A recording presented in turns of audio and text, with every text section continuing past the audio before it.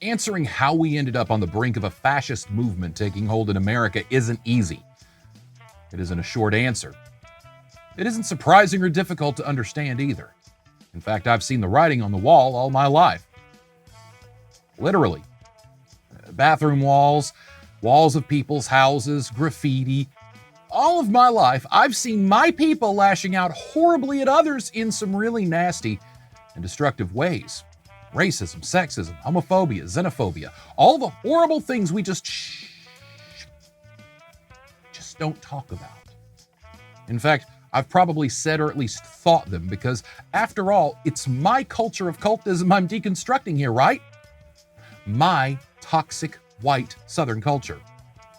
All those deplorable ideas we've ignored and brushed to the side because it's easier to just go in the next room at the family gathering than start an argument you won't win with that sociopathic family member who swears he'll kill anybody who even pulls into his driveway.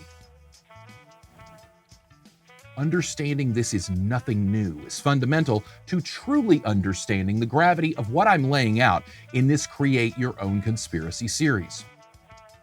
America never resolved his issues with his shameful past and atrocities against humanity, nor did America ever seek mental health treatment for his many clearly diagnosable issues. It's like that alcoholic husband with unresolved anger trauma. He beats his family and his loved ones tell everyone they fell down the stairs to keep the peace. He's never held accountable. Eventually, he kills them. I should know, my IMDb page is filled with credits from TV shows about that stuff. No one ever held Ronald Reagan accountable, and he eventually killed the working class. Nobody ever held America accountable either. We, in fact, were too busy holding others accountable around the globe without anyone slapping us on the wrist. Quite hypocritical, don't you think? And let's look at America not slapping the biggest crooks of the 20th century on the wrist, or better still, in the slammer. We've covered a lot of what drove Reagan mad with greed and ambition. I think we've begun to understand over the last few episodes just how Ronald Reagan transitioned from the protege of progressive parents to fostering full-blown fascism. The influence of money, power, prestige, and being lured to the spotlight through ego and narcissism led Ronald Reagan to sell his soul, sell out the American people, and sell the world a bunch of lies. We've covered how, in the economic greed game of rock, paper, scissors, capitalism covers communism and smashes socialism. We learned that of the three, the latter two are anti-fascist, anti-Nazi, anti-corruption, anti-big business, pro-labor ideals, while the former puts a price tag on everything and everyone. So long as Nazis are good for business, they're good for capitalism. Activists are bad for capitalism, so they get arrested. This is the story of Ronald Reagan, and it began long before the mid-1960s, but when he became governor of California, the pieces of his personal philosophy and the presidency he was preparing to pursue began to fall into place for corporate America to finally get what they always wanted. Socialism. But not for we the people, but for them. Corporate socialism, just like I covered in Labor Pains and other episodes. A big old reverse pyramid scheme.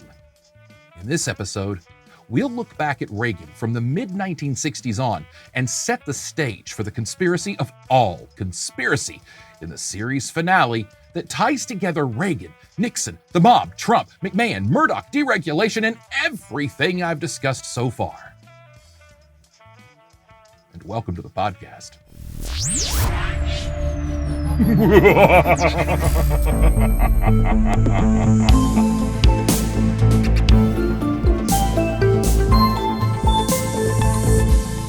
In the previous episode, I briefly discussed Ronald Reagan's ties to the mob, and honestly, that's the kind of thing that fills up entire books. That level of corruption is important to my overall point, but I guess I'm arguing that where Ronald Reagan is concerned, there's enough corruption without bringing the mafia into it. But the mafia is in it, and it started at least with Reagan being used as a puppet when he was propped up as Screen Actors Guild president by his agent with MCA, Lou Wasserman. You see, Ron wasn't a great actor, but he knew he'd have influence and prestige. That influence and prestige he always felt entitled to if he was in a position of power over his fellow actors. Then he wouldn't just be that so-so cardboard cutout actor with mid-range talent. He would be a so-so cardboard cutout actor with mid-range talent who could then turn his fellow actors over to McCarthy's Hunt for Red October blackballing campaign. This gave Reagan's talent agency a damn near monopoly in Hollywood and the entertainment industry that later had to be broken up by Washington. This was likely the beginning of the foundational shift of Reagan's opinions about unions and the working class versus big business. It boils down to the self-serving nature of conservatism, narcissism, really. It's that all-about-me personality that Reagan had, shared by many of that ideology. Reagan saw his agency would have more control in Hollywood, which would benefit him more as an actor. If Ron was with MCA and MCA owned it all, and Ron helped that happen, Ron would be untouchable and the biggest commodity in Hollywood, just like he always felt he was entitled to be. That never happened, but what did happen was Hollywood was forever changed thanks to blackballing, that blanket waiver and the corruption that resulted. Ron didn't see that. Ronald Reagan saw his agency getting shafted by the government. Ron didn't see all the actors, singers, entertainers, crew, writers, all those people that were negatively impacted by MCA monopolizing the industry. Ron didn't care. It was all about Ronald Reagan, Ronald Reagan's ambitions. He might not have been Hollywood's leading man, but Reagan was the main character of his own world, and Ronald Reagan would do anything to be America's leading man. Part of that meant surrendering everything his progressive parents instilled upon him as a young man. Now, to be fair, I've painted a picture before that his parents were anti-Nazi, anti-fascist progressives. Ideologically, that might be true, but the truth also includes the reality that they were always broke. Poverty was something Reagan knew, at least as a child. Ronald Reagan's father was an alcoholic, contributing to his early demise, no doubt. The relationship with his father was contentious, to say the least. There was a lot of instability linked to substance abuse, thanks to his very unreliable father, who lost many of the jobs he held throughout most of Ron's life. When case studying someone, this might be an important factor in why Reagan would come to look down on the people who instilled values into him, and why he might come to turn from those values. The most significant people to Ron's earliest memories, the foundation of Ronald Reagan, were flawed. Thus, their teachings subconsciously came into question. We all do this. Nobody's perfect, they say, but sometimes a compromised example compromises the message. Seeing Helen Gagan Douglas publicly roasted by the victorious slimeball Nixon likely made Ron look at his mother a bit differently, seeing her pro-working class, anti-fascist views linked to communist Red Scare propaganda. His father, for whatever he believed, was an unrepentant, uncontrollable drunk. Hard to take that seriously, even when that drunk is dead for most of your life, right? The activism Ronald Reagan felt compelled toward in college, with the walkout that would oust the college president, and then his continued activism as a young actor in Hollywood, wanting to go protest the use of nuclear weapons, but then being told by the studio, no, it's bad for our image. Ron learned the hard way there was a cost for being Ronald Reagan. Ron must have also learned early on, if there's a cost, he needed to cash out enough to be able to afford that cost. As Reagan's film career ebbed and flowed, he made the loathsome leap to television. I say that because Ronald Reagan looked down on theater and television. Even though he cut his teeth on stage in school, Ron hit it big with film, and anything other than the movies was beneath him. Until it wasn't. It's more likely that a man of Ronald Reagan's ego and narcissism wasn't as comfortable on stage with a live audience as he was in front of a camera and crew who wouldn't dare say anything to the star. And so he projected that insecurity as disdain on the media format. General Electric paid Ron a lot of money to host a television show for the public, and to host conservative, union-busting propaganda bully speeches to GE employees privately. Over 250,000 employees. Almost $1.5 million a year by today's standards to do it. Ronald Reagan went from FDR fanboy, a proud progressive, to a fascist flunky union-busting corporate shill during this period. He was influenced by a few pro-big business, anti-working class people, and was exposed to a lot of radical economic theory out of context, reading at the suggestion and influence of very biased men who did not share Reagan's or Reagan's parents' compassionate view of the world. Coming out of that was a new Reagan, shedding that caterpillar chrysalis of compassion and emerging, well, what came out was a man of ruthless ambition, a man who saw Richard Nixon rise to power through the most unethical and unscrupulous means. A man who didn't appreciate Nixonian politics, not because of ethics, morals, or integrity, but because of ego. Nixon sucked the air out of the room. Not that there's any credence to the alpha philosophy, which has been widely debunked, but for the sake of pop culture, Reagan wasn't an alpha, but he played one on TV. Reagan wanted to be the head of the table. For that to happen, Nixon had to be taken off the board. No more Nixonian conservative politics for America. Reagan would be the cornerstone of the party for years to come. Using Nixonian politics and ethics, of course, but denouncing Nixon and calling everything Nixon did get away with Reaganomics, more or less. Ronald Reagan, who had turned traitor on his fellow actors in Hollywood, surrendering them to the feds as suspected communists, would eventually sit by in his new role as California governor, watching Nixon's fall from grace from the cushy coast of the Hollywood Hills. Sure, he had nothing to do with it. By the 1960s, Ronald Reagan was growing in notoriety among the rich and powerful. A well-dressed, handsome man who could charm and schmooze with the best of them, but limited in critical thinking and education. See, those last two things make it really hard to control someone. In 1962, Reagan got the heave-ho from GE. Something his paranoid mental illness cited was, ironically, his getting politically blackballed.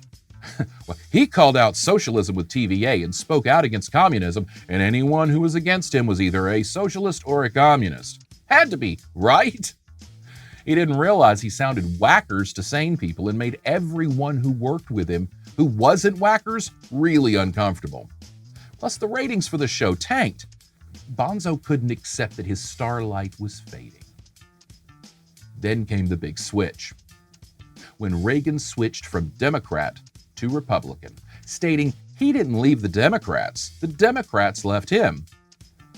The out loud of that little bit of quiet dog whistling was civil rights. 2 years later, in 1964, Reagan endorsed uber-conservative candidate Barry Goldwater with a rousing speech that would come to be known as a time for choosing between communism and socialism, civil rights, and America, democracy. Goldwater lost, but Reagan won. People noticed his anti-government rhetoric, and those who had the ideological DNA of the anti-federalists, the Confederates, the early 20th century fascist movements, and those disenfranchised Southern Democrats angered over the coming storm of civil rights, began to see Ronald Reagan as more than just a movie star. Pop a pin on this because we'll come back to the 1968 election in just a moment. 2 years after that speech, in 1966, Ron's hat was in the ring for the California governor's race.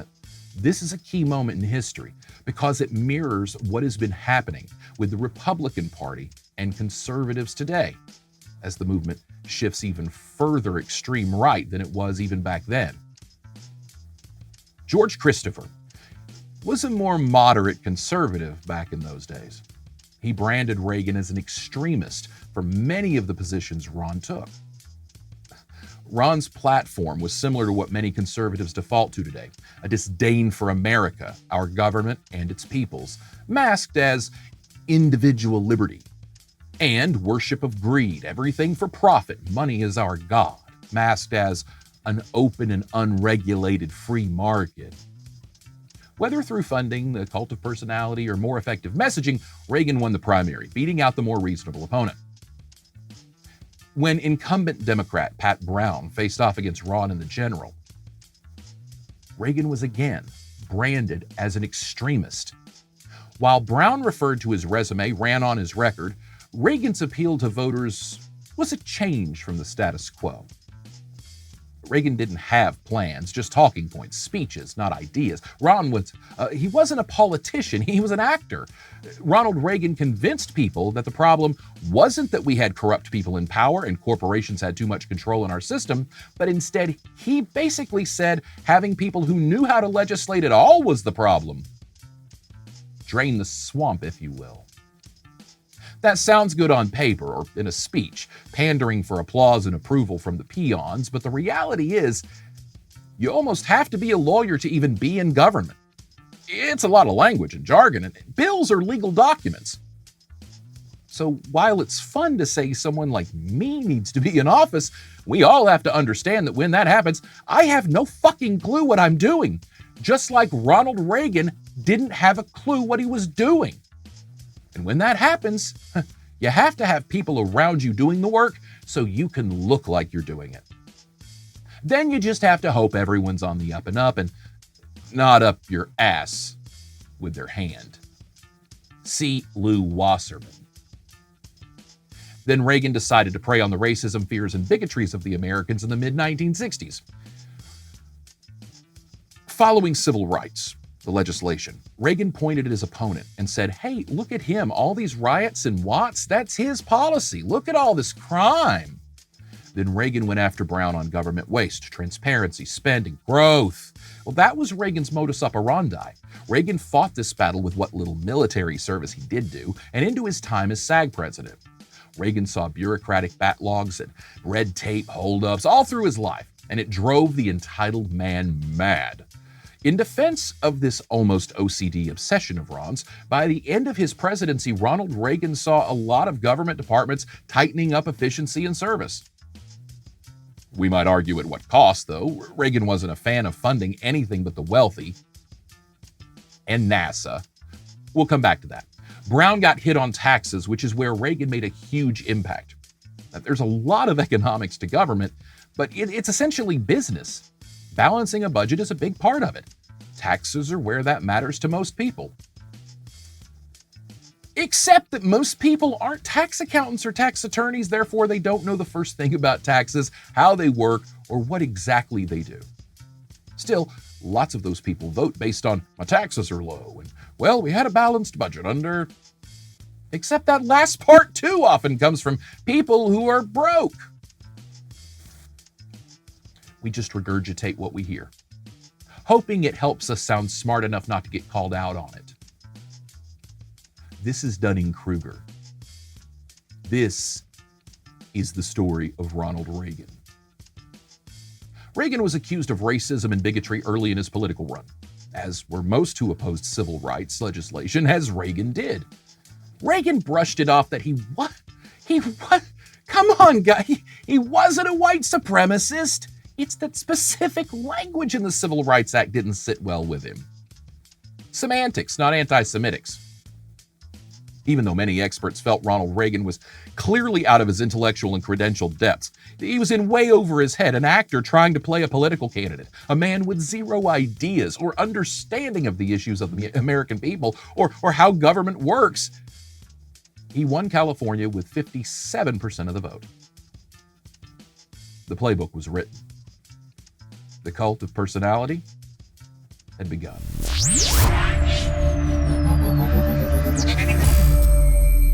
With no pun intended to John Hinckley, let's cover Reagan's time as California governor in bullet points. Taxes. His first plan was to go after the taxes. His predecessor, Pat Brown, blew the bank on new programs and sort of set the stage for a huge deficit, which is part of what happens when you're running a business. Gotta spend a little to make a little, am I right? With no regard for those programs or what they did, Reagan committed to hacking away at government spending. In a reverse mortgage type scam, Reagan raised taxes to balance the budget, saying, We have to. It was Brown's debt we have to pay back. His conservative pals initially bristled at the notion, saying Ron has betrayed his greedy base. A few years into it, those who helped Ron craft this tax plan would denounce it as disproportionately favoring the wealthy. While Reagan did have a surplus and vowed to pass those savings on to the people, he failed following through with that promise, having left a huge deficit in ways other than budgetary. He didn't learn. A narcissist doesn't learn from their mistakes. Maybe Bonzo was bonkers from the get-go. What do they say about someone who just keeps doing the same thing over and over, expecting a different result? As president, Reaganomics, trickle-down economics, voodoo economics, whatever you want to label it, couldn't generate enough in tax revenues. As it turns out, businesses need income to operate, and constantly cutting that income doesn't translate to a prosperous outcome. That doesn't work for businesses, it doesn't work for states, it doesn't work for the people working for businesses in those states. Reagan gets a lot of credit on propaganda talking points, but the numbers don't lie. Reagan annihilated the middle class in America, the same way he did in California. Before Ron took office, middle-income families with kids paid just 8.2% in income tax, but 9.5% payroll tax. By the end of Ron's run, sure, those families were paying 6.6% income tax, but the payroll tax went up to nearly 12%. Reagan showed no mercy for the old folks either, even though he was one by the time he was elected. He sapped us in the neighborhood of $165 billion in Social Security tax increases during his term. His bulwaristic approach, my way or the highway, take it or leave it, applied to the American people too.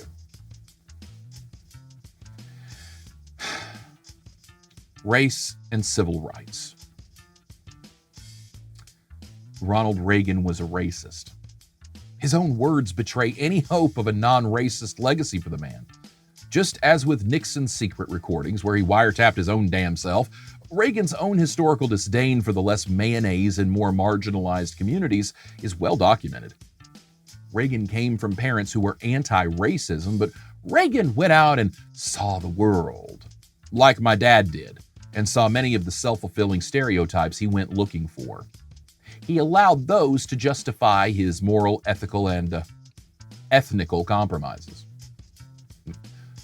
I am placing a lot of my own bias through research onto Reagan, in that I grew up a fan of Reagan. I was a Republican. Learning more about Reagan in context is what really changed things. Looking at Reagan from a non-straight, non-white perspective is important too. In his first year in office, Reagan cracked down on a public practice called cop watching. This is where the local community organizes to literally keep tabs on law enforcement to ensure they aren't abusing their power. After all, law enforcement is keeping tabs on us, and who's watching them if we, the people, aren't? Reagan signed the Mulford Act, which illegalized firearms in public in California. And don't get me wrong, living in a Wild West cowboy state isn't preferable. However, from a different perspective, knowing the Second Amendment's historical roots in preventing slave uprisings, 100 or more slaves versus a dozen white men with whips is way different than a dozen white men with 3 dozen guns. Right? So by that math, and looking at the police a little differently, as we will in the episode following this series, one might understand the value of an armed society. Especially today, with those proudly displaying their arms, just waiting for you to give them any excuse to do it and get away with it. It seems Wild West Cowboy Showdown is what we're left with. The Rittenhouse era. Reagan wasn't looking out for the best interests of the community. He wanted to target and disarm specific organizations like the Black Panthers and other leftist groups affiliated with fighting fascism, being anti-fascism, the resistance to the oppression of the working class, and those opposing white supremacy. That's just the plain and simple fact. Reagan wanted those groups silenced. Well, the man didn't learn. In 1988, as president, on his way out, every turn of the phrase, he vetoed the Civil Rights Restoration Act. But he wasn't a racist, y'all. He wasn't a racist. Listen, just like when he opposed the 64 Act, this time it was semantics, not anti-Semitics. It wasn't civil rights Reagan opposed this time, just the voting parts he had issues with. Why? I'm not sure. Probably not race. Reagan did fight against making Martin Luther King Jr.'s birthday a federal holiday. Why would we? I mean, we have Columbus Day, and Columbus was Italian, Mediterranean, close enough for Reagan. Reagan was a big proponent of the capital punishment as well. Reagan tried to push for the death penalty in California, but was struck down every time. If you didn't know, the death penalty statistically disproportionately impacts communities of class and color. Reagan also considered a close friend and ally of his administration, South Africa.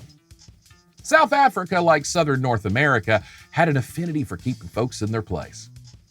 Reagan really appreciated South Africa's Euro-influenced and modified Jim Crow segregation they got away with by calling it apartheid. Maybe Ron's appreciation for the ambiguous branding won him over. After all, apartheid doesn't quite tell the American people, white supremacist, racist, fascist, any more than Make America Great Again did.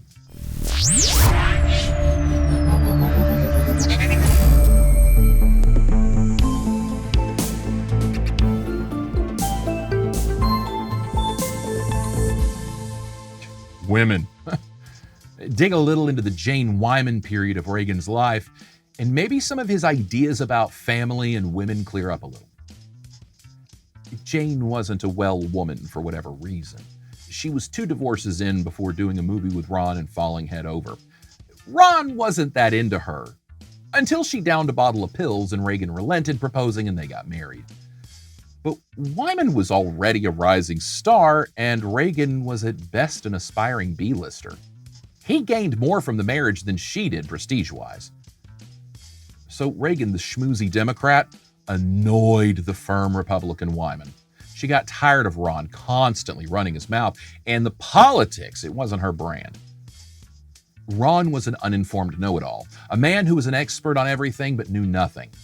Had she known he'd flip so easily later, maybe she'd have stuck around. They got married in 1940, but then Ron got tied up in all that SAG president, mafia, MCA waiver, labor dispute stuff, and things just kind of went south. In 1946, Wyman was nominated for an Oscar, something Reagan had no dreams of achieving. That jealousy caused friction between the two. The following year, Wyman and Reagan lost a premature daughter. Ron was already kind of checked out long before that, but in 1948, the year after losing baby Christine, Jane Wyman would take home the Academy Award. Oh, Reagan seethed with entitled envy. Here, he turned traitor and gave his competition to the commie hunters. He was SAG president. He got the MCA blanket waiver and still couldn't get a decent role. His wife, a woman? Oh, Reagan wouldn't play second fiddle, especially to a woman. The two divorced in 1949, the year before Reagan threw his support behind Nixon's Democrat opponent, Helen Gagan Douglas, and 2 years away from Ron's benchmark role that would make his career. The one where he played second fiddle to the monkey. While they were married, Reagan and Wyman had a daughter, Maureen, and adopted Michael. When Reagan married Nancy and started a family with her, he distanced himself from his former life in every way, even his children. Even his daughter with Nancy, Patty, noted that Ron wasn't a good father. He was consumed with ego, ambition, and corruption. He needed the adulation and the adoration of the masses more than one simple human could offer, even if that was his own daughter. What does this have to do with his governorship and his presidency? Reagan admitted regret signing the Family Law Act that allowed no-fault divorces. Maybe the experience with Wyman was enough for him to see that divorces were too easy to obtain? I think Wyman was married 5 times to Ron's 2 by the end of it. Maybe that led him to think marriage wasn't a strong enough institution and needed to be reinforced by government? But Ron was small government when it suited him. Ronald Reagan signed the 1967 Therapeutic Abortion Act. He would later admit regret signing that. I know, you're thinking it's because he had lost a premature daughter with Wyman and his less neglected child with Nancy. Patty was premature and struggled early, right? No. In fact, the specifics are far more bothersome.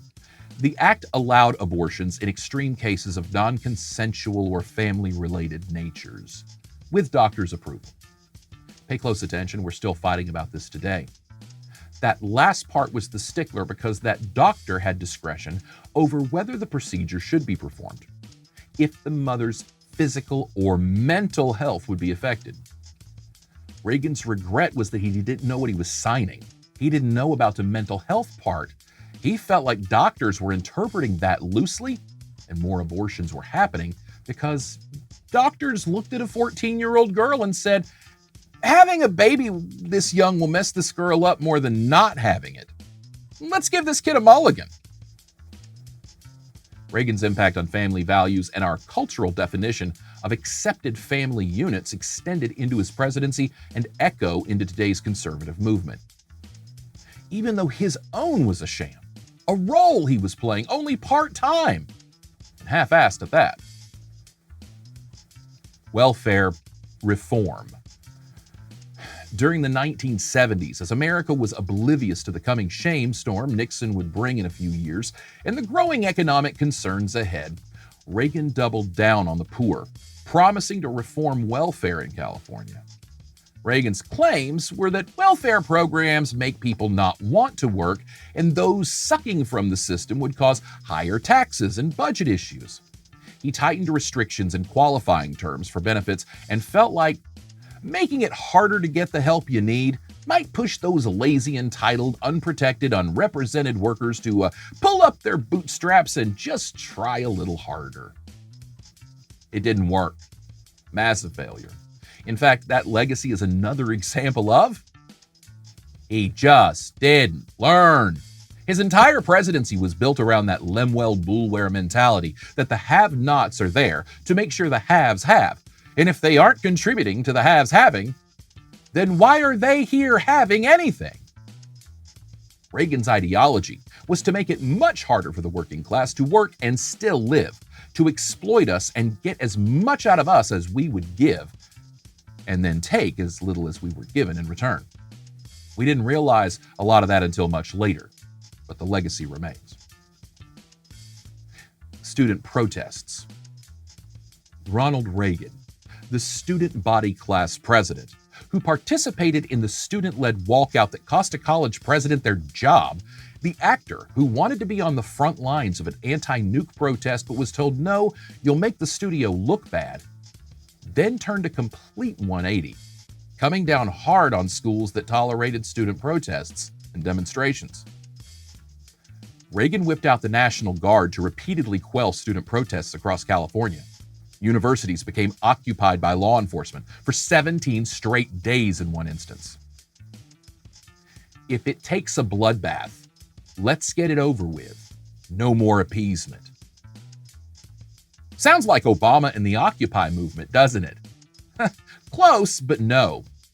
Reagan's exact words about these student protests on college campuses, quote, if it takes a bloodbath, let's get it over with. No more appeasement, end quote.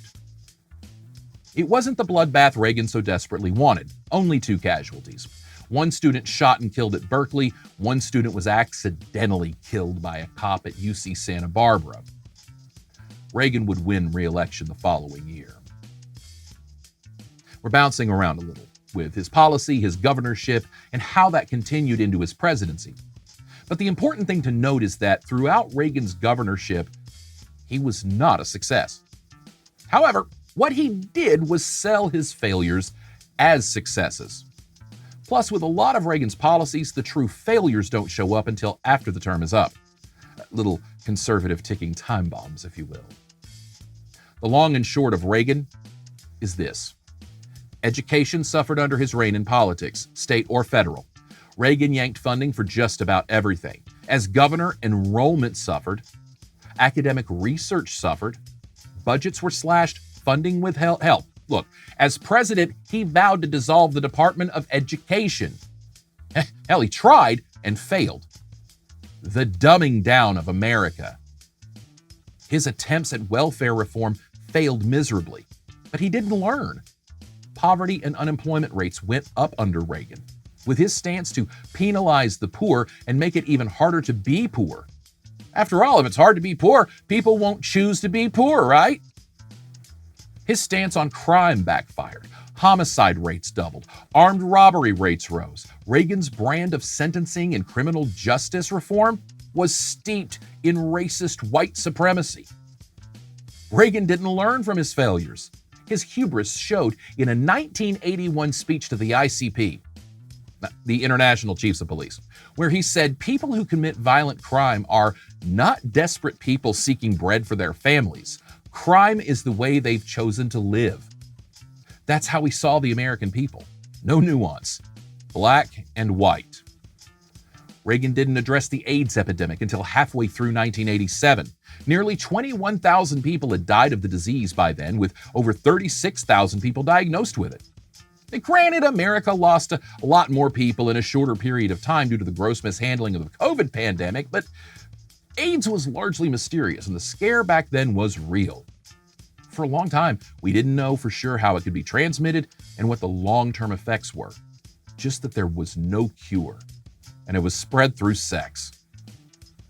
In fairness, the AIDS epidemic wasn't affecting rich, white, straight people so much as it was every group that Ronald and Nancy Reagan looked down on as lesser than, the working class. 8 months into office, Reagan ordered over 12,000 striking air traffic controllers back to work. Their union was one of the few unions that supported Reagan's 80 run. Workers complained about staff shortages, working conditions, outdated equipment, and stress. Nobody cared. They were given 2 days to cancel their strike, and then they were banned from federal service for life. Clinton would lift that ban in 1993. The environment. Reagan's push to pursue environmentalists as terrorists before acknowledging his own voter base of rural white supremacist conservatives will be the legacy left once our current boiling over boils over. Trees cause more pollution than automobiles do, is his infamous quote. His infamous legacy will include issuing leases for fossil fuel extraction on national lands, trying to do away with the 1972 Clean Water Act, slashing EPA funding by 25%, and blowing a $1.6 billion hazardous waste cleanup program. Despite being a small government conservative with a history of cuts to federal programs and slashing funding left and right, Reagan did heavily support NASA, largely because other countries were mopping the floor with us regarding tech and space programs. So to match his ego, Reagan blew $33 billion on Star Wars, his unrealistic and copyright infringement space laser defense system, because he knew science real good too. Foreign affairs. His presidency started with his treasonous actions against the sitting president of the United States, Jimmy Carter, negotiating with terrorists, and continued with the Iran-Contra scandal. Grenada, Nicaragua, Lebanon, El Salvador, Libya are just some of the countries Reagan meddled with under questionable intent. Reagan is hailed as one of our greatest economic leaders. However, the man vowed to balance the budget, but nearly tripled the deficit by 1986. Federal debt was $994 billion when he took office in 1981. It was $2.9 trillion when he left in 1989. Reagan was a figurehead, but he wasn't a leader. A cardboard cutout in every way. He wasn't a businessman. He wasn't a legislator. He wasn't a lawyer. He was an actor, and not even a great actor. He ran on ridding California and later Washington of corruption, waste, overspending. Yet his administration goes down as one of the most corrupt and prosecuted and financially exploitive in America's history. Before we get too far ahead of ourselves, let's remember that in 1974, California Governor Ronald Reagan opted not to run again. Instead, he set his sights on a much bigger prize. But that wouldn't be his first foray into national politics. I told you to remember 1968, the Dixiecrat election, the one where George C. Wallace split from conservatives over the Civil Rights Act and ran as a third party, merging the worst of the Democrats. Those white supremacist rurals and Southerners scared their sacred Jim Crow ways of life would be abolished, and the worst of the Republicans. Those wealthy, elite white supremacists scared their sacred Jim Crow ways of life would be compromised. Reagan knew Nixon would be a hard sell down south. Reagan also knew that if there was a brokered convention, he wanted to be in the mix, so that there would be a compromise between Richard Nixon and George C. Wallace. Reagan unofficially ran on a shadow ticket. He was there, but he wasn't running. Other people were pushing his name as a primary opponent to Nixon. Ron wasn't involved. Ron was just the governor of the biggest state in the Union, a recovering movie star. It's natural people would throw his hat in, right? That hat, of course, was littered with Reagan's fingerprints. Not just his, though. See Lew Wasserman. Reagan wanted to be in the middle, right? He wanted to be the middle choice between the corrupt bigot bully Nixon and the bigot bully corrupt George C. Wallace. Ronald Reagan, the compromise between those two, Nixon and Wallace. Surely you start to see it, right? Barry Goldwater was a hardcore extremist compared to Eisenhower. The Republican Party took a hard right after Ike and never looked back. And part of that is the sociocultural economic landscape with demographics and psychographics. Part of that is Reagan. Reagan won California's delegates in 1968's primary, but that was all. And then those went for Nixon. The Republicans avoided the brokered convention, but still had a challenge by Wallace as a third party. By 1970, Nixon was in full swing. He'd won the election, the Vietnam War was raging. It wasn't time for Bonzo to make the leap to leadership. He wasn't a leader, he was just a pretty face. So Reagan sat back, drove California in a hole, and waited for Nixon to dick himself. Nixon did just that. On tape, his own tapes. He wasn't held accountable either. Reagan saw that too and added that to the playbook. In 1974, like I said, Reagan chooses not to run again. Interestingly enough, his predecessor, Pat Brown, his son, Jerry Brown, would take the reins to restore California to prosperity. I'm not a big fan of power dynasties. We see too many of them in American politics. Family or spouses of seemingly qualified candidates then getting a shot at politics because some sense of royalty, nepotism, it's their turn, or even the comfort of familiarity. In this case, Reagan's reign apparently left Californians wishing for better days of old. Whether Reagan ever lost an election officially is inconsequential to the fact that the voters in his state not only chose the opposing party, but went back to the hopes of familiarity with the son of the guy Reagan replaced. What more of a "we made a huge mistake" slap in the face does a man need? Reagan's narcissism and ego didn't see it that way. For the next 2 years, Ronald Reagan would prepare his challenge for the head of the table. During the 1976 election, Reagan challenged the incumbent Ford and lost his bid to lead the Republicans into the new age of commercialism. All for the better for Reagan. All the issues Reagan sought to avoid in the early 1970s weren't much better by the mid-1970s. Ford lost to peanut farmer Jimmy Carter in the general election. Reagan then had the power and clout he needed to look at those on the right and say, "See, I tried to tell you." His ego now had the gravitas and justification to stand atop the Republicans of America, thumping his chest with an American flag waving in the background and an eagle soaring above, and say, "Follow me and make America great again." Ronald Reagan, for the next 4 years, with the aid of the conservative Republican establishment and the GOP, would be preparing and conspiring and colluding to take over the world by treason.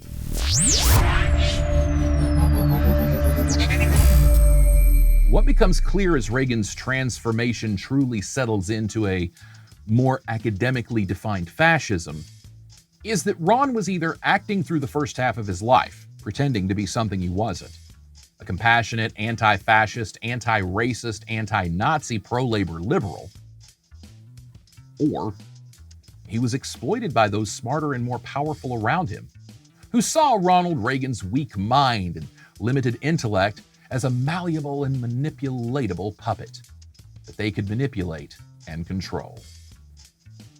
Whether it was MCA propping him up as president of SAG to serve their selfishness, or anti-working class, anti-union fascists at General Electric brainwashing, indoctrinating, and grooming Reagan to become a Bulwarian bully, Ron's path was altered by several circumstances I've covered, and likely by many I didn't. What's also clear is that there was a secret to his success, and that secret was adapted from a playbook used by Richard Nixon to succeed despite being one of the most ruthless, conniving, and corrupt figures of that era. Let's face tough facts, friends. There are a ton of books on how to be a good person. There are libraries of books on how to become wealthy. There are an endless stream of books on how to be a successful person. There aren't very many books about how to be a good, successful, wealthy person and not surrender something. Look, even the books my dad raised me on reading, Think and Grow Rich, How to Win Friends and Influence People, these are capitalism books. These are texts derived from principles of navigating an existence where everything has a price tag, where you are a price tag.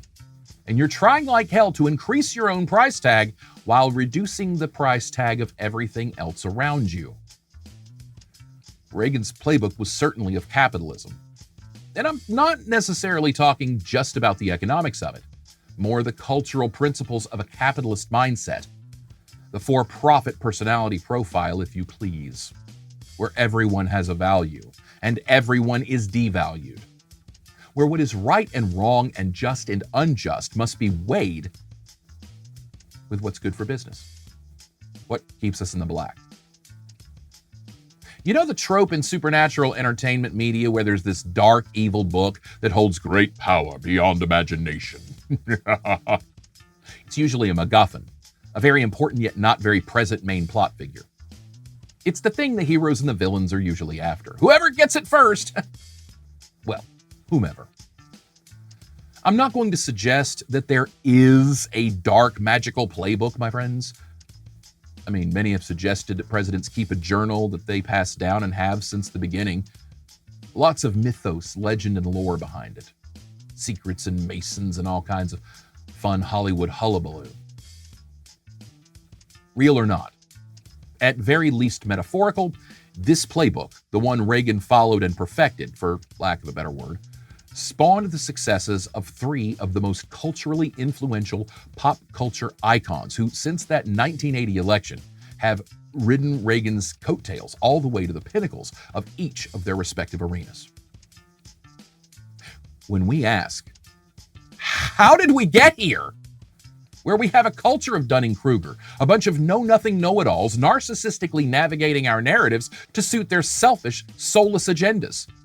Where our compassion for our fellow human is completely withering away. Where we've whitewashed and bleached history so much, we've damn near eaten through the fabric of our own realities. It isn't that we just don't want to think about the bad things that happened. To many, the bad things never happened, mostly because they never saw it and never experienced the open-mindedness to see why they never saw it. We cannot discuss the inflammation of the toxic white Southern culture I've spoken about in Overthinking Everything, with themes of patriarchal, toxic masculinity, devaluing and diminishing of women, children, and elders. The cultural ambivalence, acceptance, or all-out adulation for willful ignorance, or worse, combative ignorance, where it isn't that they don't know and refuse to try to know and they're proud of that. It's that they know they don't know. They're proud that they don't know. They look down on you because you wasted your time knowing something they know is fake. And it's this never-ending cycle of a zombie conversation. No brains. How? 3 names. Vince McMahon, Rupert Murdoch, Donald Trump. By slowly corrupting America's sense of fairness, rules, winning and losing with dignity and grace, fighting fair, competition, and what it means to be a winner. And doing so by targeting our fears, biases, prejudices, by further irritating an already infected, oozing sore, picking at it, never letting it scab over or heal. America was dumbed down and numbed down, subliminally trained to look down on others because of their nationality, race, gender, sexuality, employment, or any number of arbitrary things that divide societies. By slowly corrupting America's clear and definitive line between news and opinion, blurring the lines of reality, creating a landscape of propaganda and false narratives. The media, we the people know, is slowly deregulated with fewer restrictions on what can and can't be packaged as news or truth. Information and entertainment intertwined as infotainment media, where most Americans get their news sources from, well, who knows where, but even if it's a major broadcast, streaming, or cable network, it's laced with commentary, opinion, and bias. The information we, the people, receive is rarely without at least some perspective and rarely within full context. When the question everything people question literally nothing, when information is handed to us on a tasty platter like those little finger food desserts at a fancy party, we feel good popping them in our mouths. It's convenient, it feels good, it tastes good. Let's have another, but it's easy, no mess, no hassle, nothing to think about, just. And when those lines are blurred even further, as everything breaks the fourth wall, hell, that fourth wall has been completely removed for an open floor plan. The issue is, that fourth wall was the load-bearing wall. And this house of cards is crashing down on us faster than we can imagine. Reality television, everything from game shows to Jersey Shore and the Real World, to Food Network, Survivor, The Fakest Housewives, or fill in the blank, hot, trending, pointless show that makes every mindless sheep so happy, happy, happy. The fourth wall disintegrated and took with it the thin separation from our reality and fantasy. That is Welcome to the Matrix. It isn't a Johnny mnemonic jack in the back of our necks or a little pill. It's been happening right before us, and we let it happen. It's still happening today, thanks to the men who will come to replace this unholy trinity of McMahon, Murdoch, and Trump, which we will cover next in Part 5. But speaking of, along with sports entertainment corrupting our competition culture, let's look at the corruption of money, greed, business, and corporate America. Is there a better poster boy for bad business than corporate corruption than Donald Trump? In fact, while we can't hang everything wrong with America thanks to reality TV on Trump, he did have a very successful show that dumbed us down and numbed us down more than most others. On The Apprentice and Celebrity Apprentice, which you can't find anywhere, by the way, but maybe season 1 is available, but where is that show and why can't we see it? Create your own conspiracy on that one. Anyway, on The Celebrity Apprentice and The Apprentice, which you can't find anywhere, the anti-hero of anti-heroes stood tall as the main figure of the show. The goal was to impress the most unimpressible and reprehensible man. Donald Trump wasn't playing a part. He is a part. Well, he is a caricature of a human being. Comes with the narcissism, I think. Slowly over 14 or however many seasons, who knows, you can't find The Apprentice or Celebrity Apprentice anywhere. Over that time, America was brought into the boardroom week by week, and some of the most successful young entrepreneurs, business executives, and corporate up-and-comers, or B, C, and where are they now level celebrities, would get the absolute most derogatory dressing down by a man who, by American standards, wrote the book on business, The Art of the Deal. And you got the raw deal in that boardroom. Even if you won, sometimes you lost. At least when Gordon Ramsay belittles someone to bits, you know deep down his concern is at least for the diner. Sometimes he's just pushing that contestant to the brink for their own good. Trump just liked bullying people. He loved how people talked about him when he said something atrocious about a woman or a minority. He fawned over his daughter in almost every episode in very inappropriate ways. Why can we not see this show and find it anywhere? I wonder. This was one reality show in a swamp full. The major difference is the tone of that show and that its host ascended to the high golden throne. The playbook of success, of being deplorable, but scientifically speaking to the subliminal inner workings of the delicate human psyche, to convince your base that you're fighting for them. And it doesn't matter if you look down on them while you're telling them what to be afraid of. Ronald Reagan promised to make America great again in 1980. Little did America know that Reagan's vision of America wasn't through the blue-collar working-class glasses of pursuing the American dream like his parents humbly tried and failed. Instead, Reagan's view of America was the working class's American nightmare, a conference calling a boardroom meeting from the private island estate. What's that? Tea time, Jeeves. So sorry. Ta-ta. Must go. And we, the people, just keep clocking in and clocking out. Slowly and slowly checking out.